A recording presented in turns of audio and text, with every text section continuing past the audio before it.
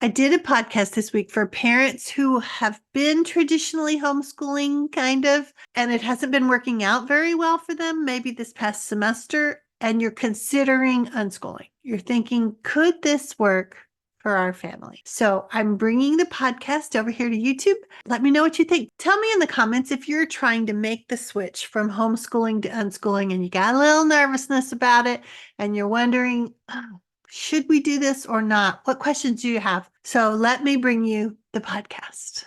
I'm Sue Patterson, and welcome to the Unschooling Mom to Mom podcast. I believe the best way to conquer your fears and hesitations about unschooling is to get good information and support.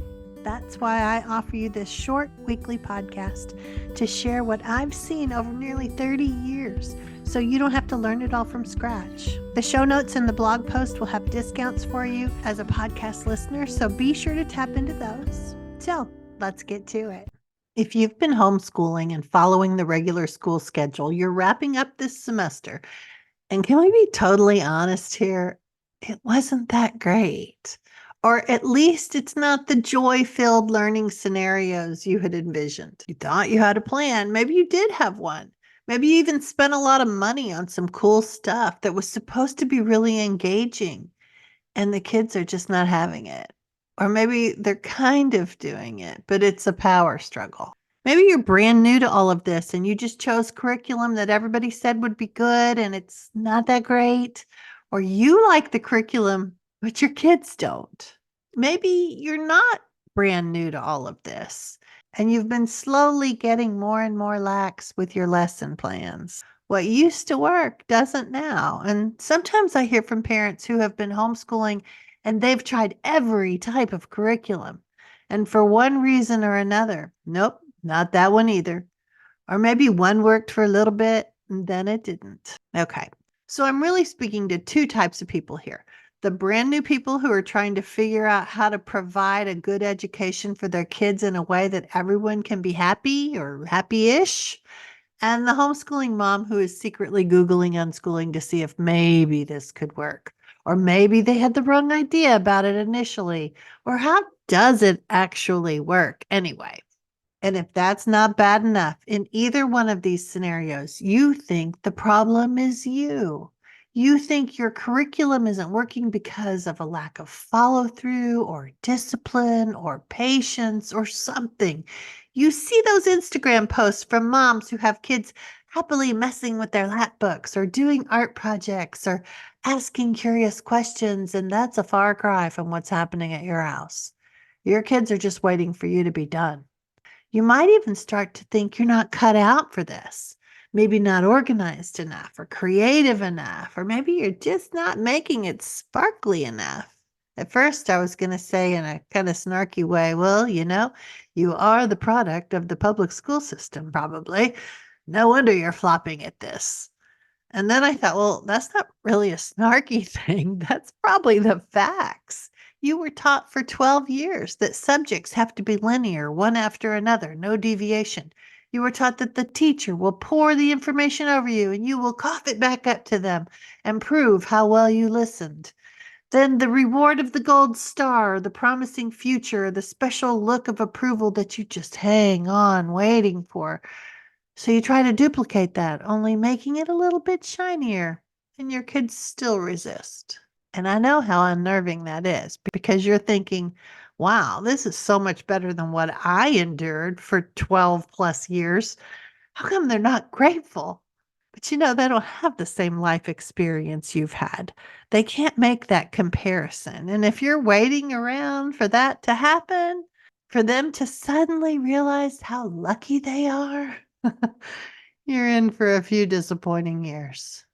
Okay, so here we are, wrapping up the semester. It's not working out great, and you really don't want to say that out loud to too many people, especially if you're in that category of not new homeschooler. You run in a circle of homeschooling mamas who seem to have it all figured out. You don't want to come across as the renegade or the lame one or the one that just can't get their kids in gear. And if you're in the category of new to homeschooling, you know that if you say this isn't working to your friends and family, they'll either say, I told you so, or rush over to bring you back into the fold. So what do?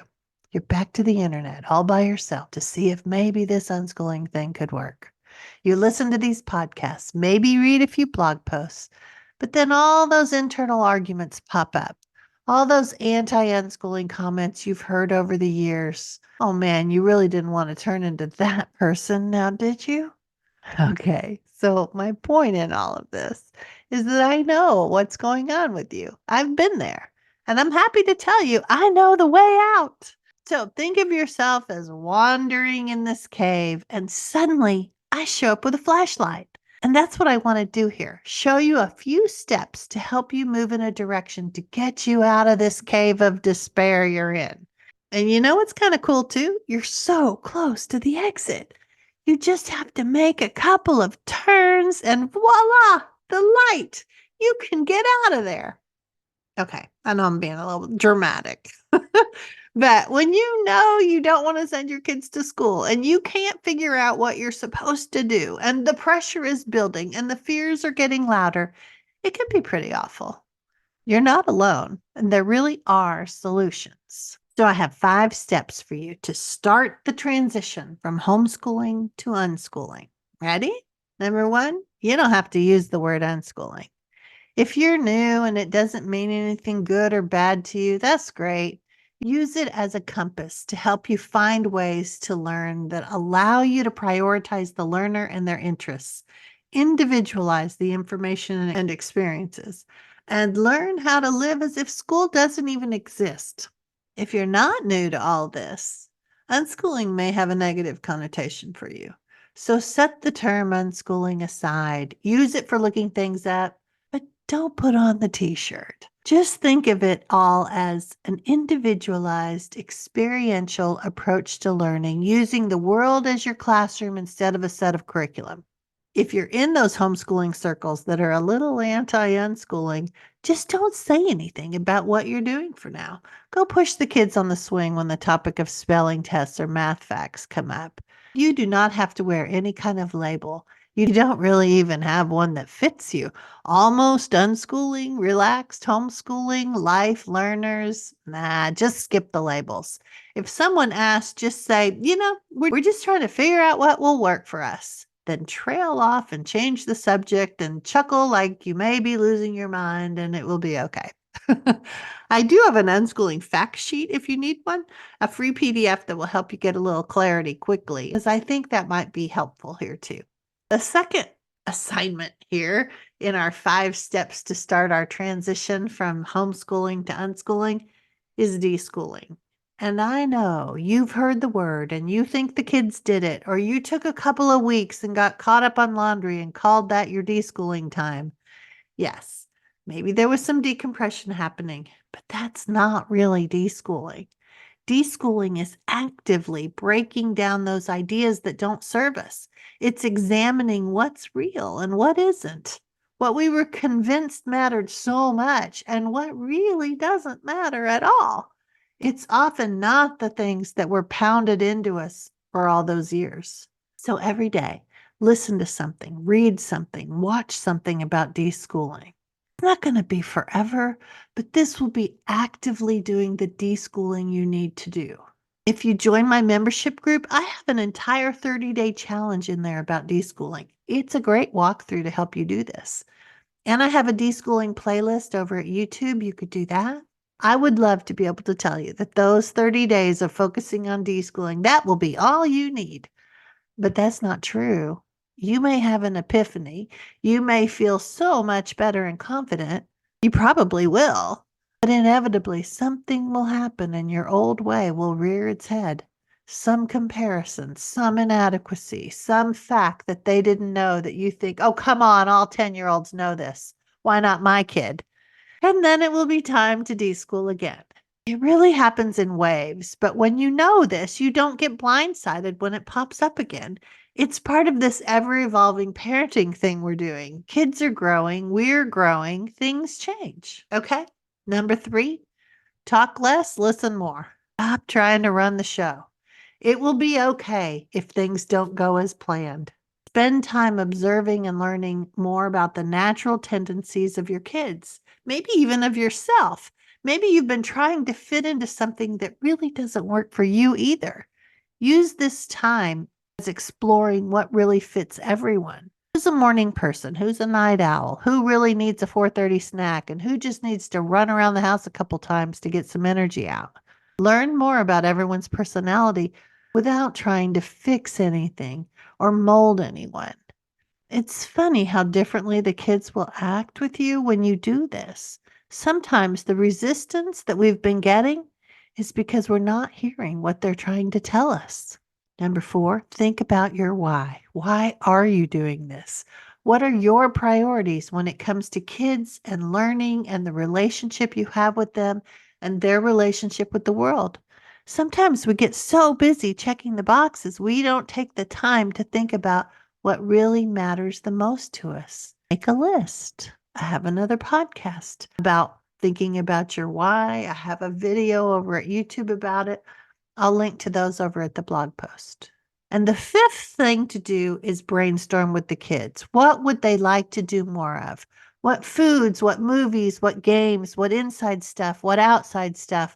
What would a perfect world look like to them? Then your role is to help them see it all as a big buffet. What could you add to the buffet? If they say Minecraft morning to night, you could say, wow, that would be awesome. What if we do that on Thursday? And help them do it. And let's also do this and that. And I like to think of it as the way actors do improv. It's about acceptance and saying yes. Of course, not yes to everything, but no knee-jerk resistance to an idea. What part of that idea can you embrace and say yes to? And one of the lines improv actors learn to say when someone tosses the line to them is yes, and spend some time consciously saying yes, and that's how brainstorming works. So many parents start brainstorming with their kids and are surprised to hear them show some interest in some new area. We have to carve out time to ask and listen to the answers. I do have a brainstorming tool that will help you do this, and it has ideas for you to ponder as well as journaling pages to actually help you brainstorm with the kids. I would grab that. All right, that's probably a pretty good assignment list for you, right? And I probably should cut this podcast off right here. I know. While you may be saying yes, your brain is also thinking, yeah, but what about? So I want to address a couple of those what abouts. Like, won't they fall behind if we do this instead of curriculum? No. They'll have an opportunity to learn at the pace that fits them. And you'll get the opportunity to see what that is, not just try to fit them into the package you bought. They won't fall behind because you're stepping off the conveyor belt. Their progress will be personal progress, not comparison progress. You can't fall behind yourself. Another question, how will they learn what they need to know? As you learn more about deschooling, you'll see that there is no finish line, no timeline that everything must be known. When they need to know it, that will be the catalyst to learn it. And it's the best reason, the best motivator. So much better than someone saying, someday you'll need this, or because I said it matters. No one really responds well to that. Remember, the basics are the basics because they show up in everyday life. And if they don't, do you really need to focus a lot of time on that? What if we don't like this? How hard will it be to catch up? I remember thinking that. Kids are resilient. Truth is, if you had to do some more traditional approach to learning later down the road, at least the kids would have had this respite time, and it would have given them the opportunity to mature and grow. So much research is done about kids being forced to learn things too soon, and it makes it take so much longer. When kids learn facts later on, it's often much quicker. So say they need to go back to school for one reason or another.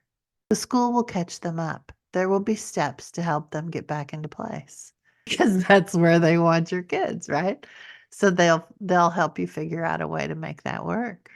Another question is, will doors close if we do this, like college or career options? And nope, more doors actually open.